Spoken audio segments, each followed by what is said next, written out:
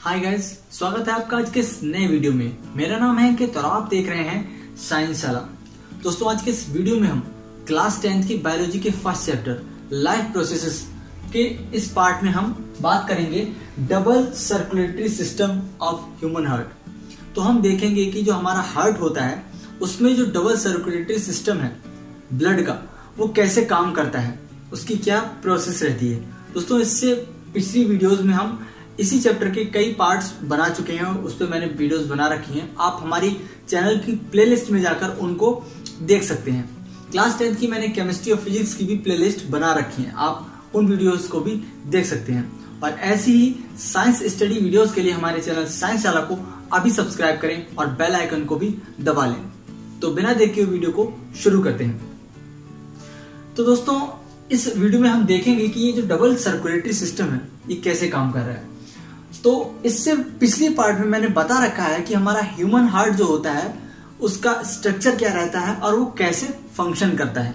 तो उसके लिए आप आई बटन पर क्लिक करें और उस वीडियो को जरूर देख लें, तब आपको ये वीडियो ज्यादा अच्छे से समझ में आएगी। क्योंकि इस वीडियो में हम केवल ये बात करने वाले हैं कि हमारा जो ब्लड होता है वो क्या करता है, ऑक्सीजन को कैरी करता है।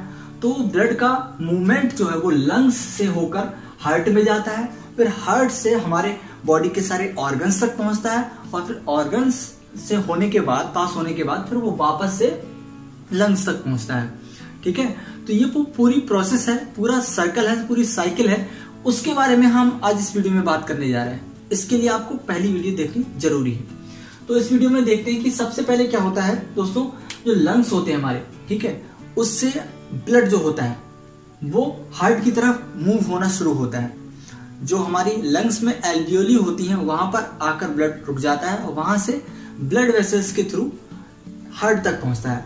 तो लंग्स से जो हमारा हार्ट होता है उस तक ब्लड जो होता है वो पल्मोनरी वेन के थ्रू आता है। जो पल्मोनरी वेन है ये ऑक्सीजनेटेड ब्लड को कैरी करती है।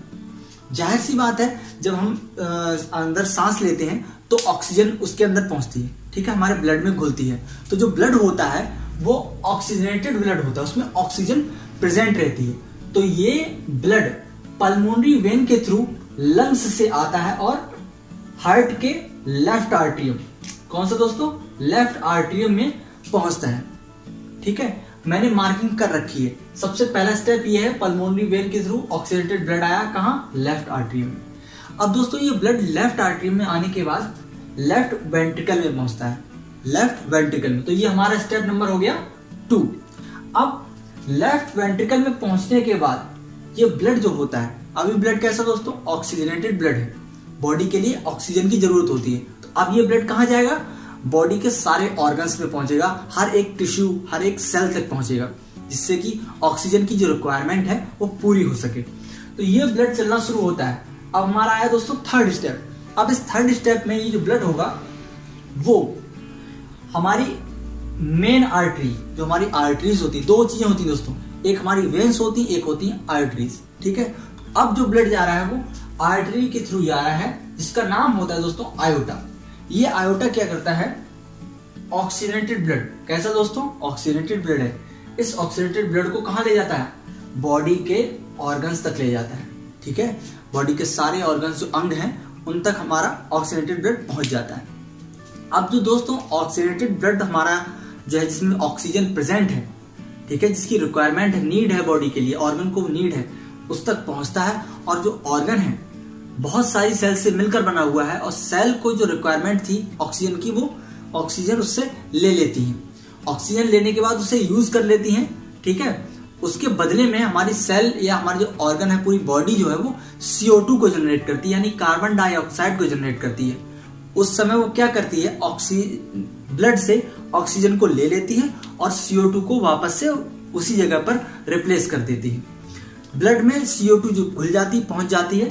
फिर अगला स्टेप शुरू होता है, स्टेप नंबर 4। इस स्टेप नंबर 4 में जो हमारा ब्लड था वो अब डीऑक्सीजनेटेड हो जाता है, उसमें से ऑक्सीजन निकल जाती है, उसमें CO2 पहुंच जाती है। अब वो ब्लड मेन वेन, ठीक है, वेन्स के थ्रू, जो मेन वेन है इसका नाम है वेना कावा। क्या नाम है दोस्तों, वेना कावा। उस वेना कावा के थ्रू ये कैसा ब्लड हो गया, डीऑक्सीजनेटेड ब्लड हो गया। इस डीऑक्सीजनेटेड ब्लड को वेना कावा फोर्थ स्टेप है ये, इससे राइट आर्टरियम में ले जाती है। कहां ले जाती है दोस्तों? राइट आर्टरियम में ले जाती है। राइट आर्टरियम में पहुंचने के बाद फिफ्थ स्टेप में ये डीऑक्सीजनेटेड ब्लड राइट आर्टरियम से राइट वेंट्रिकल में पहुंच जाता है। राइट वेंट्रिकल में पहुंचने के बाद अगला स्टेप दोस्तों क्या होगा? सिक्स्थ स्टेप होगा। अब ये जो डीऑक्सीजनेटेड ब्लड है जिसमें CO2 घुल चुकी है, इसको हमें बाहर निकालना है। इस CO2 को बाहर निकालना है। जब हम एक्सेल करते हैं, इनहेल करते हैं, जो प्रोसेस होती है इसमें हमें क्या करना है? बाद में CO2 को अपने मुंह से बाहर छोड़ना है। तो ये जो डीऑक्सीजनेटेड ब्लड है ये हमारी इससे पल्मोनरी आर्टरी जो होती है ये क्या करती है? डीऑक्सीजनेटेड ब्लड को कैरी करती है। इसको कहां ले जाती है दोस्तों? लंग्स तक ले जाती है। और लंग्स तक पहुंचने के बाद ये वापस से एल्वियोली तक पहुंचता है। हमारी लंग्स मैंने उस पर वीडियो बना रखी है हमारे रेस्पिरेटरी सिस्टम में, उसमें मैंने लंग्स का पूरा स्ट्रक्चर बता रखा है, हर एक पार्ट को समझा रखा है, उसके अलग अलग फंक्शंस को भी मैंने समझाया है, बता रखी है, तो आपको उसे समझने में आसानी होगी। तो लंग्स तक पहुंच जाता है, उससे हम वापस सांस जब छोड़ते हैं तो हमारी ऑक्सीजन अंदर जाती है, CO2 बाहर निकल आती है। तो ये सब चीज लंग्स के थ्रू ही पॉसिबल हो पाती है। तो ये एक पूरी साइकिल कंप्लीट होती है जिसमें दो हमारी साइकिल्स हैं। एक लंग से हमारी बॉडी ऑर्गन तक ब्लड आना और फिर ब्लड का बॉडी ऑर्गन से वापस लंग्स की तरफ जाना। तो ये हमारा डबल सर्कुलेटरी सिस्टम होता है। तो अब ये डबल सर्कुलेटरी सिस्टम, एक क्वेश्चन आता है कि what is the significance of double circulatory system of the human heart. तो उसमें ये आंसर होता है कि ये जो डबल सर्कुलेटरी सिस्टम है ये एक ऐसा सिस्टम है जिसकी मदद से जो ब्लड होता है, कौन सा ब्लड? ऑक्सीजनेटेड ब्लड और डीऑक्सीजनेटेड ब्लड, ये दोनों ही तरीके के जो ब्लड रहते हैं हमारे पूरे एक साइकिल में, एक सर्कल में, वो मिक्स नहीं हो पाते हैं। इन आर्टरियम और वेंट्रिकल की जो पार्टीशन होता है इस हिसाब से साइकिल पूरी होती है, कंप्लीट होती है, जिससे कि ब्लड आपस में मिक्स नहीं हो पाते हैं। तो ये पूरा रहता है डबल सर्कुलेटरी सिस्टम। अब इसमें दो बातें आपको बहुत ध्यान रखनी है। हमारा जो ब्लड वेसल्स होती है दो होती हैं मेनली, जिनका नाम होता है वेन्स और आर्टरी। आपको दो बातें याद रखनी है, वो ये है कि जो पल्मोनरी वेन होती है, पल्मोनरी वेन, उसमें कैसा ब्लड होता है? ऑक्सीजनेटेड ब्लड होता है केवल पल्मोनरी वेन में। पल्मोनरी वेन के अलावा बाकी सारी जितनी वेन्स होती हैं वो क्या करती हैं? डीऑक्सीजनेटेड ब्लड कैरी करती हैं। देखिए यहाँ पे वेन है, कैसा ब्लड है? डीऑक्सीजनेटेड ब्लड है। लेकिन यहाँ पे पल्मोनरी वेन कैसा ले रही है? ऑक्सीजनेटेड ब्लड कैरी कर रही है। वहीं दूसरी तरफ पल्मोनरी आर्टरी, केवल पल्मोनरी आर्टरी डीऑक्सीजनेटेड ब्लड को कैरी करती है। कैसे? डीऑक्सीजनेटेड ब्लड को।